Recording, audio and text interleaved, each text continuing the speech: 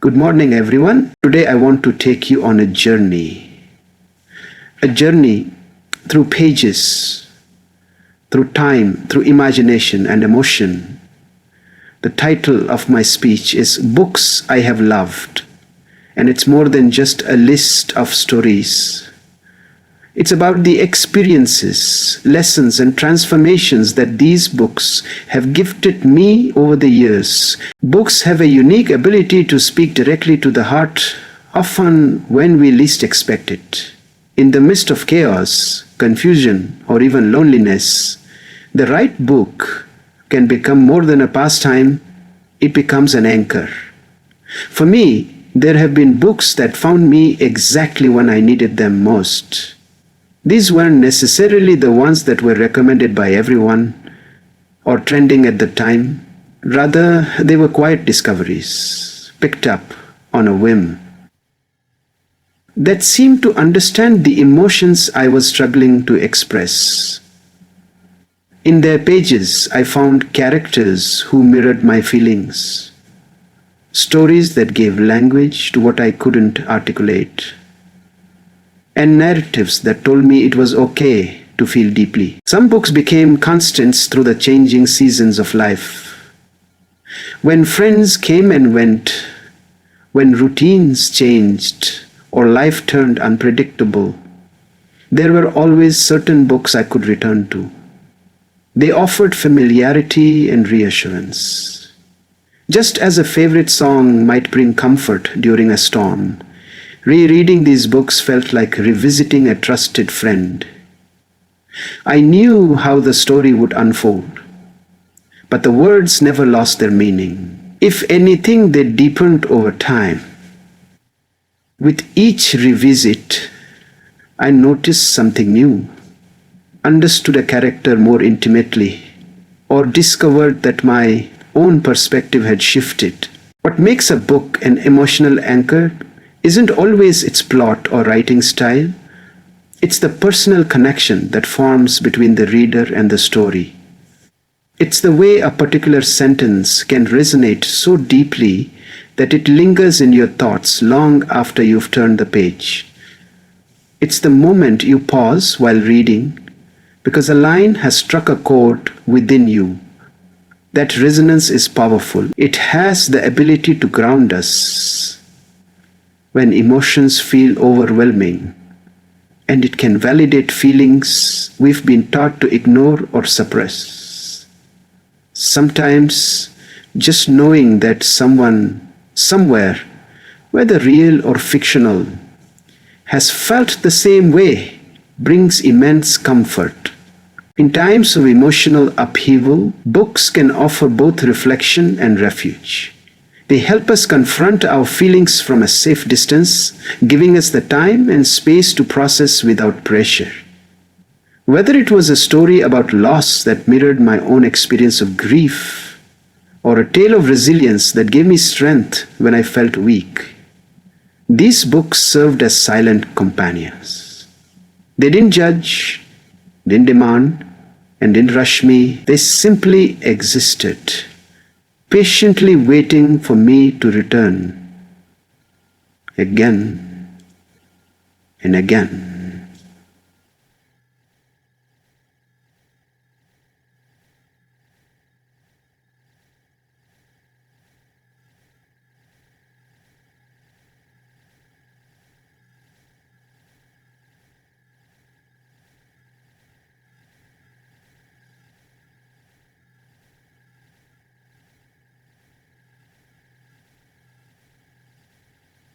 That was my sense of grounding, a steady emotional anchor. There should be a journey. There should be a steady issue. One of the most remarkable gifts that books offer is the ability to step into someone else's shoes, to see the world through their eyes, and to feel their pain, joy, struggle, and triumph as if it were your own. Through storytelling, books build bridges between vastly different lives. They show us how people in different cultures, eras, or circumstances experience the human condition. I've read books set in war zones, in prisons, in distant lands I've never visited.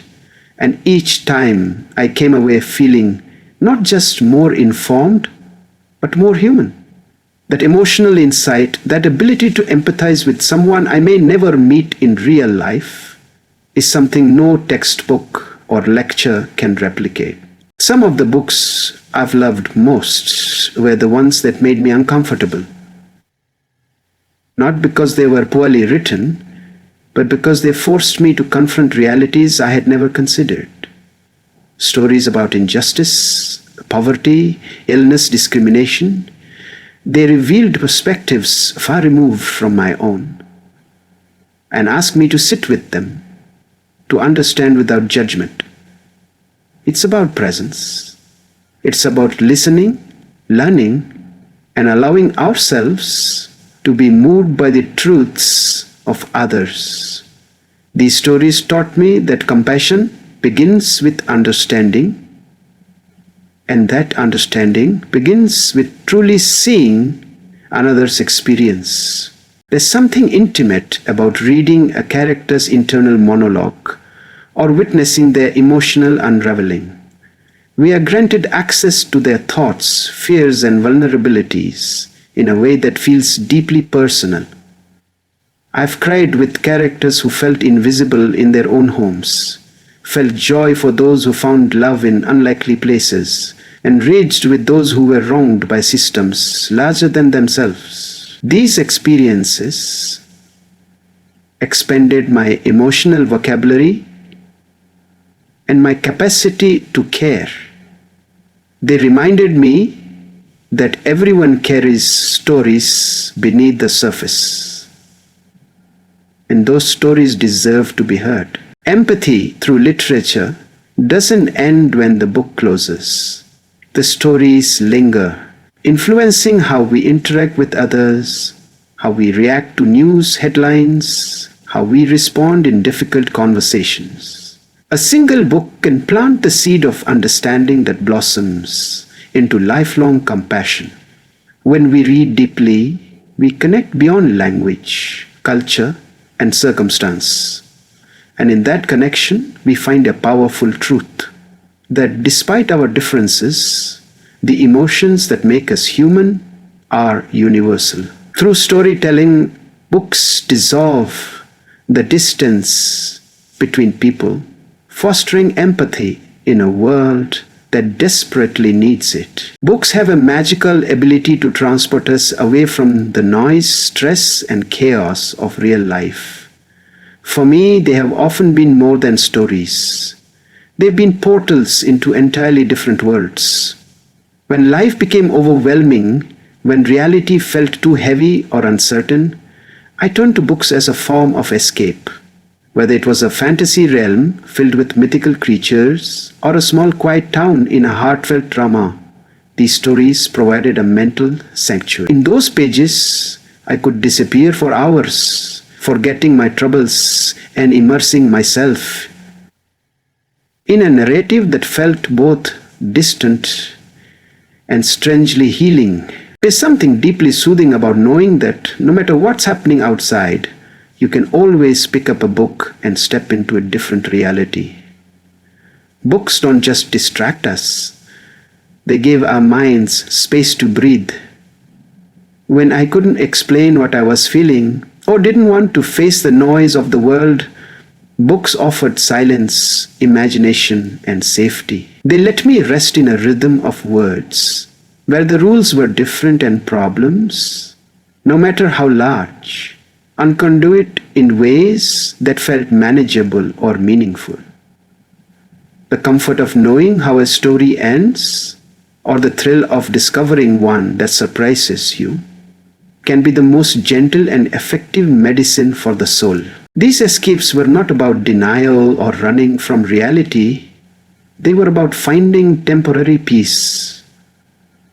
Even if I returned to the same problems after closing the book, I always felt a little more equipped to face them. In those moments of retreat, I would find new ideas, fresh energy, or even inspiration to keep going. Sometimes fiction reminded me of hope. Books became quiet sanctuaries, places where my emotions were allowed to exist freely, unjudged, and unexamined by the world outside. And it wasn't just during dark times that I sought refuge in books. Even in moments of boredom or restlessness, they gave me a sense of purpose and wonder. Books turned idle moments into adventures and mundane days into meaningful experiences. They taught me that you don't always need to travel far or spend money to explore something new. Sometimes the most profound journeys happen from your favorite chair, with a book in hand. That kind of mental and emotional refuge is priceless. And it's one of the many reasons why I've come to love and depend on books as both escape and sanctuary. Books have been some of my greatest teachers, shaping my intellect in ways that formal education alone never could. Every book I've loved has, in one way or another, contributed to the expansion of my mind.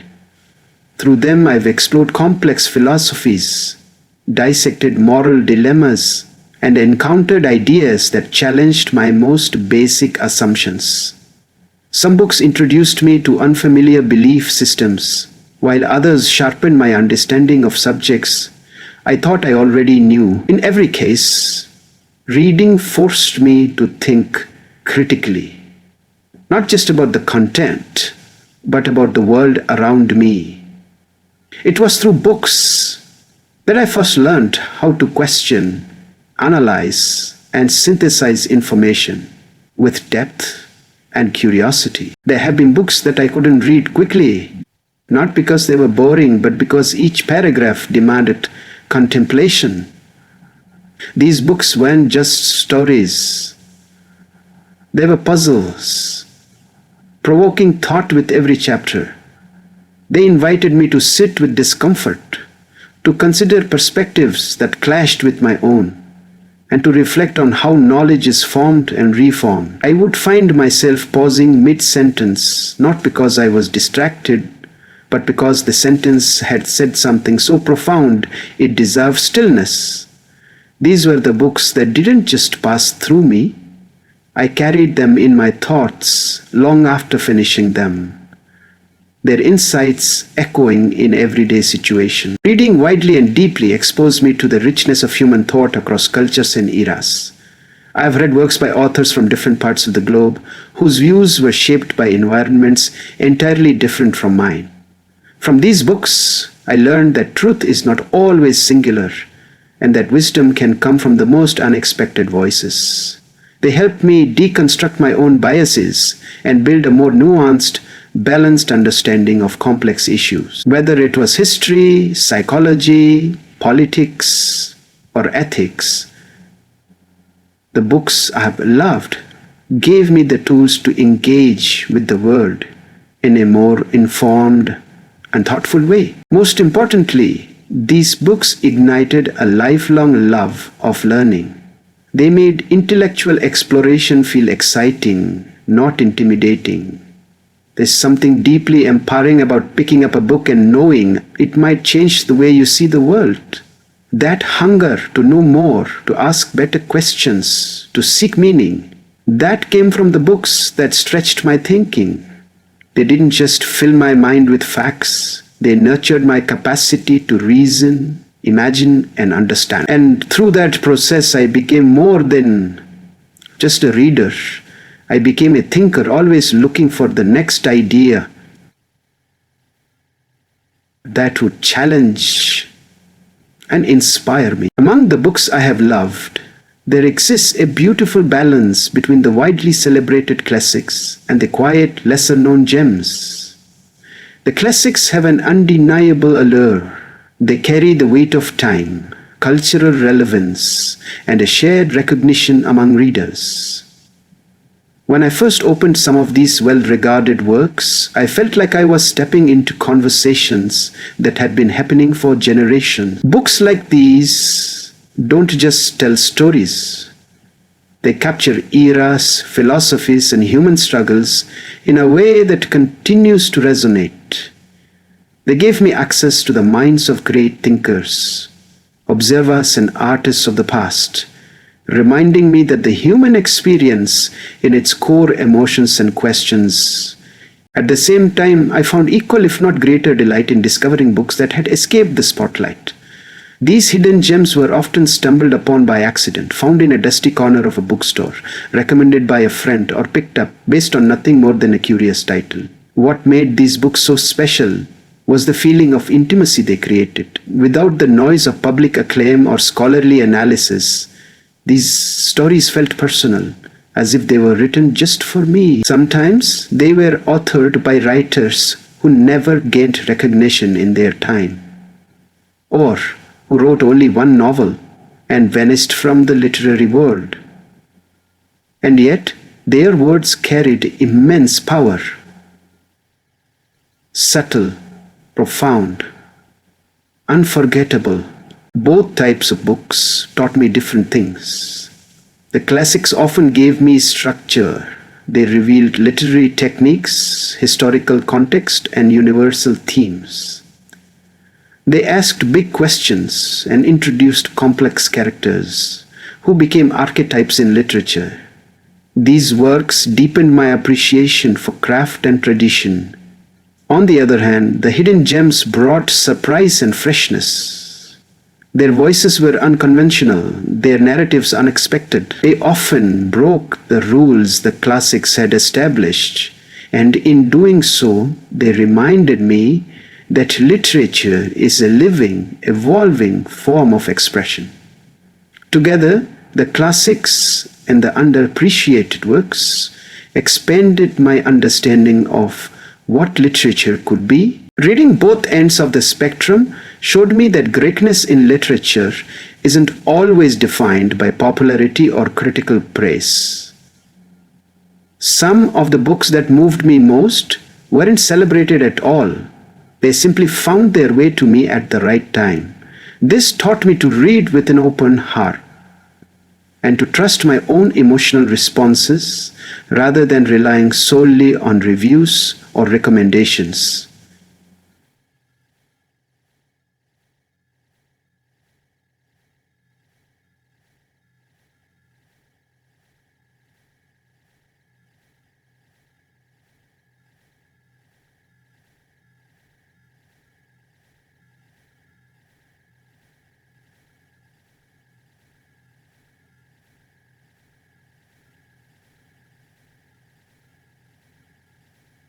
Whether I was journeying through a revered classic or uncovering a forgotten voice, the impact of the story was what truly mattered.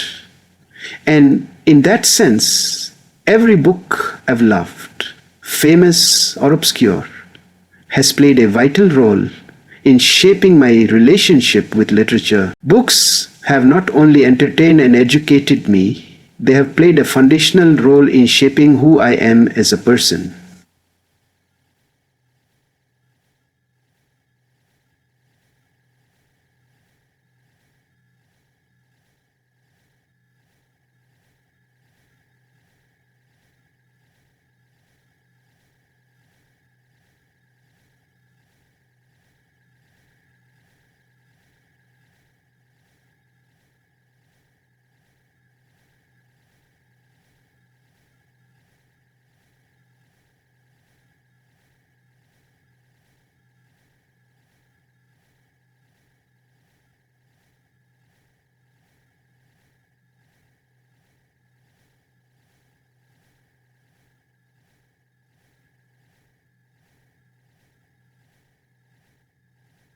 The characters, dilemmas, and journeys I encountered in these pages made me question my assumptions, reassess my choices, and reflect on the kind of person I wanted to become. Certain books carried themes so deeply in tune with my personal values that they felt transformative. Stories that emphasize kindness over power, resilience over perfection, or authenticity over conformity began to influence the way I thought and acted. I found myself thinking back to moments in those books during real life situations, whether in choosing honesty during a hard conversation or finding compassion when it would have been easier to judge. These books, their lecture, they illustrated through action. They told stories where values were tested, and watching characters navigate their choices helped me understand my own moral compass more clearly. The most powerful books didn't just offer answers.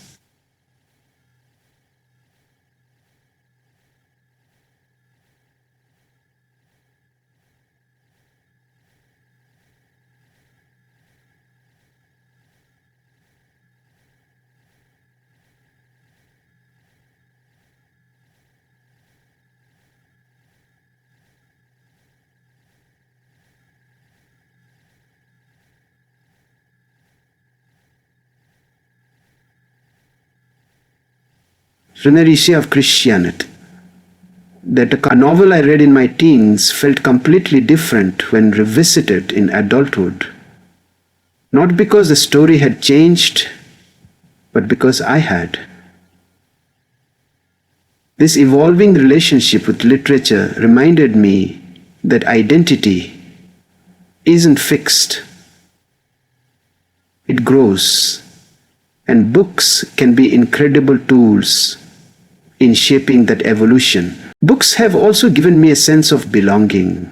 Reading about characters who shared my fears, passions, or dreams made me feel less alone.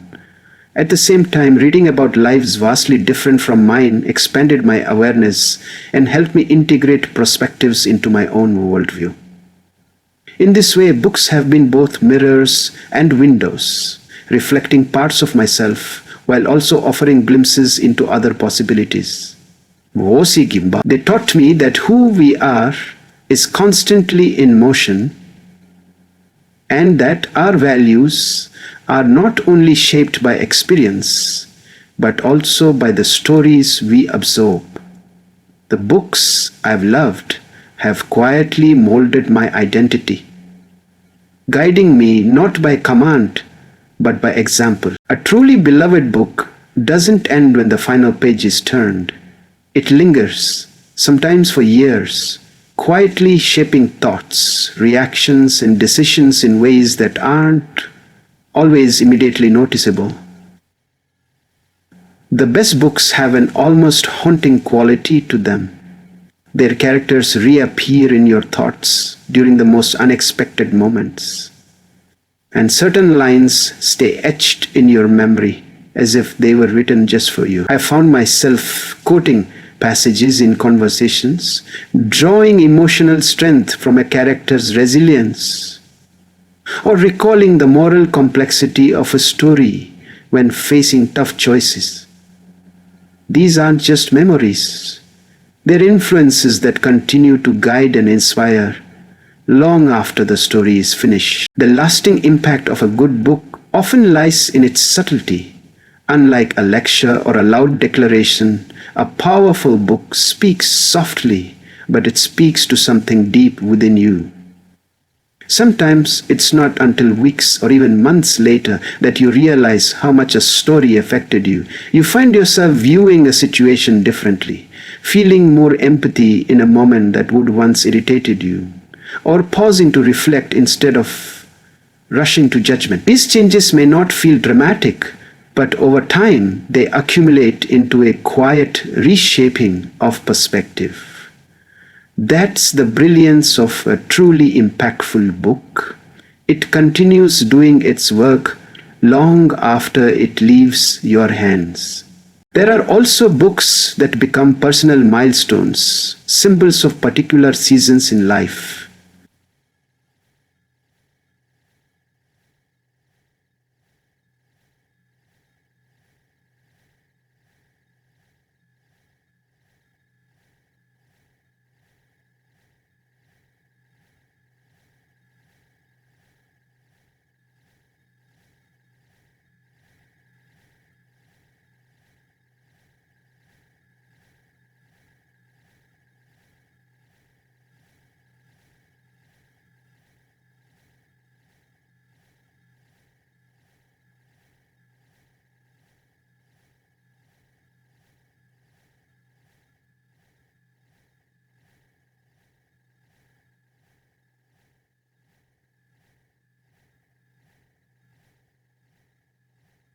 Rereading these books years later can feel like reconnecting with an older version of myself, offering a mix of nostalgia, insight, and growth.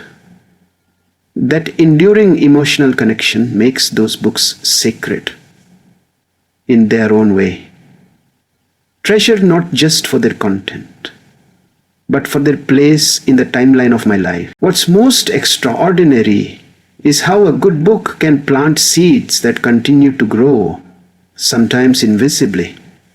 It might spark a lifelong interest in a subject, change your career path, inspire your art, or give you a new way to relate to others. The influence spreads into how you speak, how you listen, how you dream. That's the kind of power that transcends entertainment or education. It becomes part of your very being. And even if you can't recall every detail of the plot or every character's name, the essence of the book remains.